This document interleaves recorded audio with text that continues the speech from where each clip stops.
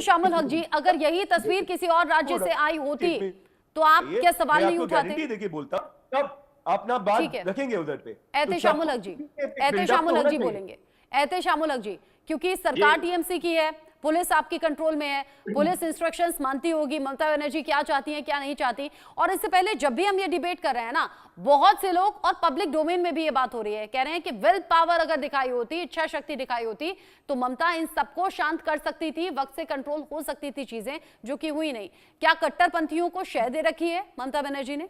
देखिए रचना जी, सबसे पहले मैं आपको कहना चाहता हूँ, इससे पहले भी किया था, मैंने आपसे सवाल किया था कि ये बंगाल में जो दंगा ये 5 दिन पहले जो स्टार्ट हुआ है उसमें साफ लफ्जों में यहाँ जो विपक्ष के नेता हमारे शुभेंदु अधिकारी जी ने कहा था रात 10 बजे के बाद देखिए बंगाल में क्या होता है। मैंने तो आपको कहा कि ये बनी बनाई एक स्क्रिप्ट है जिसको बीजेपी ने अंजाम दिया है। और जो मुर्शिदाबाद में ये जो आग लग रहा है ये सारा का सारा जिम्मेदार समझ लिए कि हाँ बीजेपी का नेता है। कोई भी आएगा कुछ भी कहेगा आग लगाकर चला जाएगा, मतलब सरकार की कोई जिम्मेदारी नहीं है और सरकार से कोई सवाल ना हो आपके अकॉर्डिंग। मतलब आप ये कह रहे हैं कि कोई भी आएगा कुछ भी कहेगा चला जाएगा, हिंसा करेगा, हंगामा करेगा, घरों में आग लगा देगा, तोड़फोड़ कर देगा, लोगों को घर से भागने पर मजबूर कर देगा और सरकार से कोई सवाल नहीं होना चाहिए। मतलब आपका कहना ही है, आपके अकॉर्डिंग अगर इसके पीछे बीजेपी है तो आप क्या कर रहे हैं? रचना बंसल जी, सरकार बहुत सक्रिय है, लोगों से ममता बनर्जी ने अपील की है, कृपया आप लोग ध्यान पूर्वक सुने, आप लोग किसी भी गुजब में किसी भी अफवाह में न ध्यान दें और आप लोग अपने अपने घरों में रहें और सभी को प्रोटेस्ट करने का अधिकार है अपने हिसाब से, नहीं कोई कानून अपने हाथ में बंगाल तो जल गया ना, जो डेंट पड़ता है वो ऐसे जाता नहीं, जो इमेज डेंट होती है वो ऐसे जाती नहीं, और जो दहशत लोगों में आ जाती है वो एकदम से आती नहीं। वो जो घर छोड़कर चले गए हैं वो कैसे अपने घर लौटेंगे? उनके लिए सेफ्टी सिक्योरिटी का माहौल बनाना होगा ना। लेकिन बार बार पश्चिम बंगाल में हो रहा है, ये पहली बार नहीं है, ये पहली बार नहीं है जब दो धर्मों का टकराव हो और लोग सड़कों पर इस हिंसा को देखें। आप रहिए मेरे साथ। इस बीच कांग्रेस नेता अधीर रंजन चौधरी ने दिया है बड़ा बयान मुर्शिदाबाद में हुई हिंसा को लेकर। उन्होंने कहा यह बड़ा दुखद है, पहले मुर्शिदाबाद ऐसा था नहीं जैसा अब हो गया। वो कह रहे हैं मैं मुर्शिदाबाद में ही पला बढ़ा हूं, यहाँ हिंदू मुस्लिम साथ में रहा करते थे और मैंने ऐसा ही माहौल देखा है जहाँ हिंदू मुस्लिम साथ रहते थे शांति से सुकून से। लेकिन पहले अलग था मुर्शिदाबाद और अब अलग हो गया है मुर्शिदाबाद में। उन्होंने जिक्र किया कि मैं यहीं पर पला, यहीं पर बड़ा हुआ। अब कांग्रेस नेता अधीर रंजन चौधरी के इस बयान को लेकर भी चर्चा हो रही है। उन्होंने क्या कहा एक बार सुनते हैं। इससे दुख और क्या हो सकता है, मैं यहाँ क्या खुद बासिंदा हूँ, यही यहाँ मैं इसी डिस्ट्रिक्ट में मेरा जन्म हुई, यहाँ बड़ा हुई है, यहाँ राजनीति किए हैं। इससे दुखद बात और कुछ नहीं हो सकता है। मुर्शिदाबाद ऐसे नहीं है जिस तरीके की मुर्शिदाबाद के बारे में बाहर वर्णन किया जाते हैं, मुर्शिदाबाद वो नहीं है। यहाँ हिंदू मुसलमान हम लोग एक साथ मिल के बड़ा हुए हैं, ये कोई नहीं है। ये कोई बाहर से कोई अलग किस्म के तत्व आकर कोई घटना घटा सकते, लेकिन इसका मतलब ये नहीं कि हमारे मुर्शिदाबाद डिस्ट्रिक्ट कम्युनल डिस्ट्रिक्ट बन गए, ऐसा नहीं है। ये गलत फहमी हो रहे हैं बाहर में। एक तरफ तो अधीर रंजन चौधरी कह रहे हैं कि ऐसा मुर्शिदाबाद कभी था नहीं, मैं पला बड़ा हूं, हिंदू मुसलमान सब साथ में रहते थे। लेकिन शिखा मुखर्जी जी, ये इमरान मसूद कहते हैं कि बस हम सत्ता में आए तो देखिएगा कुछ ही मिनटों या 1 घंटे के अंदर हम वक्फ कानून हटा देंगे, ये इत्मीनान रखिए। तो क्या ये भड़काऊ बयान नहीं है? भड़काऊ बयान तो सभी दे रहे हैं।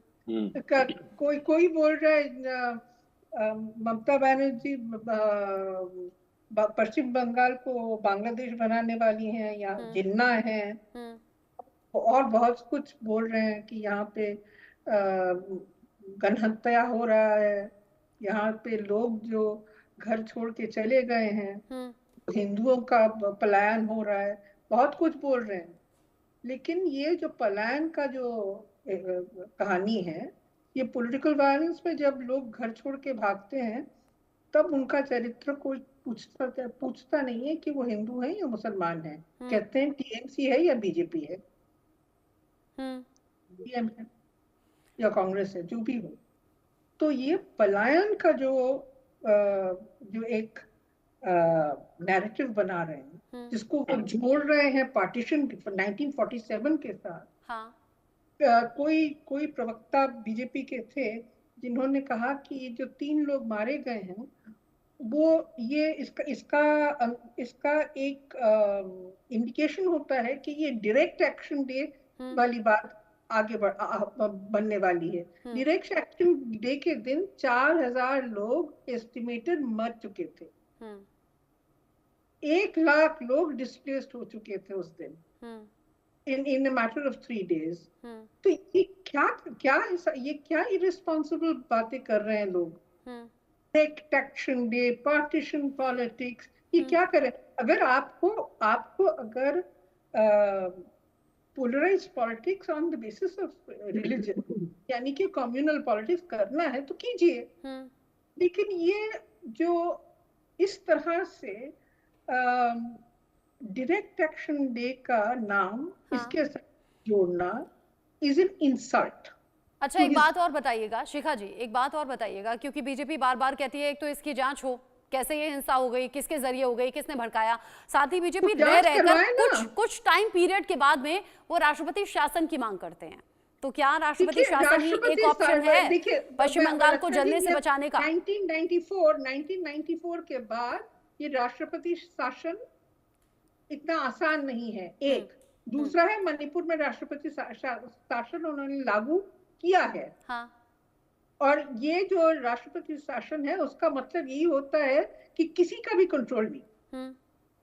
तो ये इस तरह से इलेक्शन जीत नहीं पाएंगे। ये राष्ट्रपति शासन करने का ये मतलब है कि परिस्थिति पॉलिटिक्स के बाहर चली गई। ठीक है, यानी आप कह रही हैं कि अगर सिचुएशन आउट ऑफ कंट्रोल हो तो राष्ट्रपति शासन लगता है, लेकिन वो भी इतना इजी है नहीं। और मुझे जस्ट एक बार खत्म कर। ठीक बोलिए, बहुत कम वक्त है।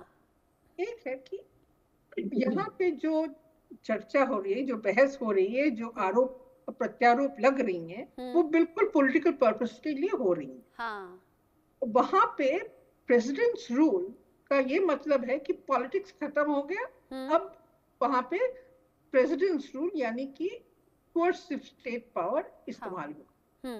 ठीक है। तो राजनीति में जो फाइट चल रहा था उसको आप राजनीति के बाहर क्यों ले जा रहे हैं? आपको इतना कॉन्फिडेंस नहीं है कि आप पॉलिटिक्स को संभाल पाए? इसका मतलब यही होता है। यानी आप कह रही हैं अपने अपने राजनीतिक फायदे के लिए पार्टी के नेता जो हैं वो बयान दे रहे हैं। एसके दत्ता जी, आप रिएक्ट कीजिएगा। उससे पहले एक बड़ी खबर भी है, बड़ा अपडेट। बीजेपी सांसद जगदंबिका पाल ने दिया है बड़ा बयान। ये पश्चिम बंगाल की घटना को लेकर ये वो कह रहे हैं ममता सरकार के संरक्षण में ये हिंसा हो रही है। ममता दंगाइयों पर कार्रवाई नहीं कर रही है, इसलिए हिंसा की घटनाएं बढ़ रही हैं। साथ ही उन्होंने कहा कि पश्चिम बंगाल की स्थिति सामान्य तो बिल्कुल नहीं है। सुनिए। उन्होंने सही कहा कि आखिर कानून का राज्य स्थापित करने का दायित्व या कानून व्यवस्था ये राज्य सरकार का होता है। राज्य को अपने राज्य के सभी नागरिकों की सुरक्षा करने की रिस्पॉन्सिबिलिटी और दायित्व उनका होता है। और आज वक्फ के कानून पास होने के बाद जिस तरह से बंगाल जल रहा है, जिस तरह से लगातार हिंसा हो रही है और मुर्शिदाबाद से लोग पलायन कर रहे हैं, बड़े पैमाने पे मुर्शिदाबाद से हिंदू पलायन करके नदी कूद करके मालदा जा रहे हैं, घरों से खींच करके पिता पुत्र की हत्या की जा रही है, पुलिस मूक खड़ी हुई है। तो इससे साफ है कि ये ममता सरकार के संरक्षण में वहाँ हिंसा हो रहा है। ये राज्य द्वारा प्रायोजित है, स्टेट स्पॉन्सर्ड वायलेंस है। जगदंबिका पाल कह रहे हैं कि ममता बनर्जी के संरक्षण में ये सब कुछ हो रहा है, लेकिन फिर सवाल ये उठता